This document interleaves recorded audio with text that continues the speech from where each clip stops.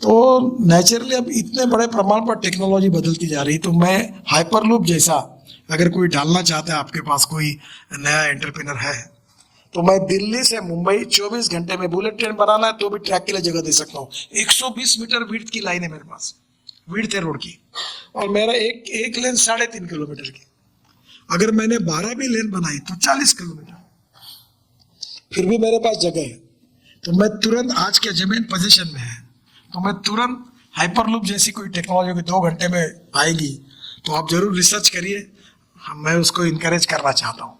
और ई हाईवे, ये भी कल्पना कोशिश कर रहा हूँ। अभी मैं इलेक्ट्रिक ट्रक को लॉन्च करने वाला हूँ अगले महीने में, अगले महीने ही तारीख नहीं दी। और अभी मैं आपको एक मेरी मेट्रो मैंने खोली है, वो मैं आपको वो मॉडल बताता हूँ। वो अभी भारत सरकार ने अप्रूव किया। नागपुर में मेरे मन में एक आइडिया आई कि मैं ब्रॉडगेज मेट्रो तैयार करूँ। तो नागपुर से अमरावती, नागपुर से चंद्रपुर, नागपुर से गढ़चिरौली, नागपुर से गोंदिया, नागपुर से छिंदवाड़ा, नागपुर से बैतूल और नागपुर से रामटेक, मैंने एक ब्रॉडगेज 900 किलोमीटर का ब्रॉडगेज तैयार है। अभी मेट्रो की कॉस्ट है पर किलोमीटर 350 करोड़ रुपए पर किलोमीटर, और मेरे मेट्रो की कॉस्ट है 2 करोड़ रुपए पर किलोमीटर। अब रेलवे के अप्रूवल्स मिल गए, स्टेशन उनके, सिग्नल सिस्टम उनकी, और रेलवे लाइन उनकी, नो कैपिटल कॉस्ट। और मैंने अब तय किया कि जैसे ये प्रकाश ट्रैवल, विजय ट्रैवल, प्रसन्न ट्रैवल, वैसे मैं 50 लोगों को सिलेक्ट किया और मैंने निगोशिएट किया। 8 डब्बे की मेट्रो है, 6 डब्बे में 1 डब्बा इकोनॉमिक, 1 डब्बा बिजनेस क्लास, 5 इकोनॉमिक क्लास, और 2 डब्बे में दूध, फार्मास्यूटिकल, ऐसी चीज़ों के लिए कोल्ड स्टोरेज जैसा 2 बोगियाँ होगी। इसकी स्पीड 140 किलोमीटर प्रति घंटा है। और ये नागपुर से अमरावती, अभी मर्सिडीज से जाएंगे तो 2.5 घंटा लगता है, ये 1.5 घंटे में जाएंगे। सब स्टेशन पे रुकेगी, स्पीड भी लेगी। तो अब ये मेट्रो में कॉस्ट ही नहीं कुछ।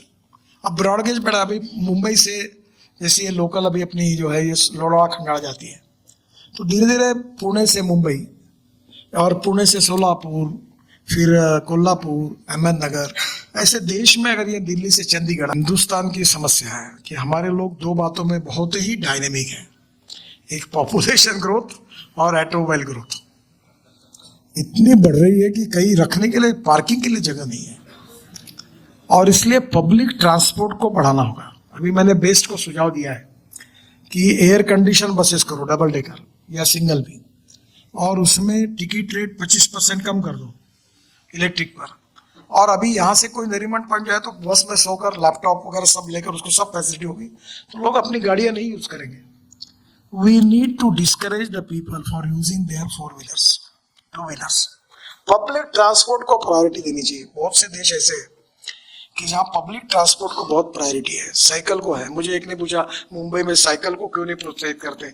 मतलब साइकिल ट्रैक बनाएगा, जगह ही नहीं है।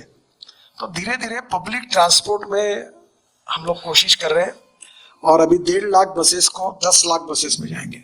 जब कंफर्ट्स होगा, एयर AC बसेस होगी, टिकट रेट और कम हो जाएंगे, तो लोग निश्चित रूप से जाएंगे। मैं अभी उत्तराखंड के चुनाव में गया था, तो वहाँ के चीफ मिनिस्टर के कॉन्स्टिट्यूंसी में मैं उसके कैंपेन के लिए गया, तो उसने मुझे कहा कि देहरादून इतना इंपॉर्टेंट है नितिन जी, और कितने टूरिस्ट आते हैं, रोज 12 फ्लाइट दिल्ली से आती है, तो बहुत इंपॉर्टेंस है। तो मैंने भाषण में कहा, तू चिंता मत कर, इस दिसंबर में एक भी फ्लाइट नहीं आएगी, दिसंबर के बाद, क्योंकि अब दिल्ली से देहरादून में नया रोड बना रहा हूँ 2 घंटे में, दिल्ली से हरिद्वार 2 घंटे में, दिल्ली से जयपुर 2 घंटे में, दिल्ली से चंडीगढ़ 2.5 घंटे में, दिल्ली से अमृतसर 4 घंटे में, दिल्ली से कटरा 6 घंटे में, दिल्ली से श्रीनगर 8 घंटे में, दिल्ली से मुंबई 12 घंटे में। अभी मैं नरीमन पॉइंट से करने का मेरा इच्छा है कि वहां से शुरू होकर 12 घंटे में दिल्ली पहुंचे, और इतना ही नहीं तो चेन्नई से बेंगलोर 2 घंटे में, और लखनऊ से कानपुर आधा घंटे में। ये सब दिसंबर तक मेरे रेड हो जाएंगे। तो फिर वे रेलवे में कैसे बैठेंगे लोग? तो मुझे ध्यान में आया कि जो सैटेलाइट जा रहे हैं उसमें ऑलरेडी ये लिथियम आयन बैटरी का उपयोग हो रहा है। तो फिर मैंने इसरो के जो डायरेक्टर थे उनको और मंत्री जी को बुलाया मेरे ऑफिस में, और मैंने उनको पूछा, आप लिथियम आयन बैटरी बना? बोला हाँ बनाते हैं बहुत दिनों से। बोला आप ये ऑटोमोबाइल वालों को क्यों नहीं देते? तो हमारा मैंडेट नहीं है इसका। मतलब मैंडेट का मतलब क्या होता है?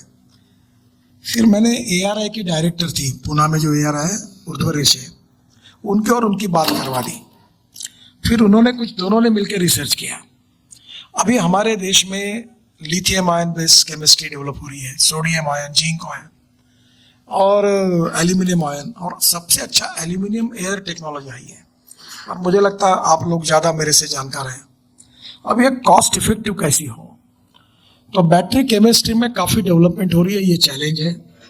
ये लिथियम आयन बैटरी की कॉस्ट ज़्यादा है। मैं आपको बताता हूँ, जब नंबर बढ़ेगा तो कॉस्ट कम होगी। मैं मुंबई में था, जब मुंबई पुणे हाईवे बना रहा था, तो मैंने हमारे एक एग्जीक्यूटिव इंजीनियर लोनावाला खंडाला के बीच में काम करते थे, तो उसको मुझे लगा कि मोबाइल फ़ोन देना चाहिए, क्योंकि कनेक्टिविटी नहीं थी। मैं 96 की बात कर रहा हूँ। तब मैंने गवर्नमेंट को प्रपोजल दिया कि ऐसा देना है एक मोबाइल फ़ोन। हमारे एग्जीक्यूटिव इंजीनियर को, वहाँ काम करते हैं, वहाँ कोई कॉन्टैक्ट नहीं हो पाता। उन्होंने कहा ये GAD परमिट नहीं करती, ये नहीं दे पाएंगे। तो फिर मैंने खरीद के एक हमारे एग्जीक्यूटिव को फ़ोन दिया था, तो 1,35,000 का मोबाइल फ़ोन हुआ था। अब मोबाइल फ़ोन कितने में मिलता है? जब नंबर बढ़ता है तो कॉस्ट कम हो जाती है। तो धीरे धीरे ऐसा हुआ है कि जब आप ये जो लिथियम आयन बैटरी, मेरे उम्मीद से, मैं एज ए ट्रांसपोर्ट मंत्री, आज से 2 साल के अंदर पेट्रोल व्हीकल की कीमत और इलेक्ट्रिक व्हीकल की कीमत सेम होगी। और पेट्रोल व्हीकल का खर्चा जो होगा, उससे इलेक्ट्रिक व्हीकल का खर्चा 10 गुना कम होगा। पोल्यूशन नहीं के बराबर। तो ये होने वाला ही है।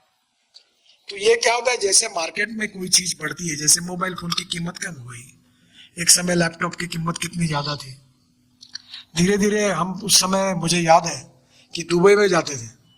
ये दुबई गया, दुबई से क्या रहा, तो मोबाइल फोन लाया। आपको लाता है मोबाइल फोन दुबई से? कोई नहीं लाता। तो अभी इलेक्ट्रिक व्हीकल को इतने